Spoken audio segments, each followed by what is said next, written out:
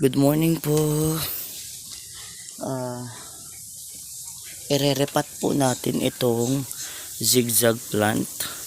Marami pong variety ang zigzag plant. Search nyo na lang po. At isa po ito sa variety niya po. I think nahirapan siyang yung talagang mag-grow kasi napakaliit lang po ng kanyang yung lupa, kanyang kung saan po siya nakatanim. So ililipat po natin siya dito sa bakanteng paso na binili po natin. Pero dito po may nakatanim dati pero namatay na. Kasi nga po ang tagal ko na pong napabayaan ng aking mga halaman. Ngayon na lang po uli.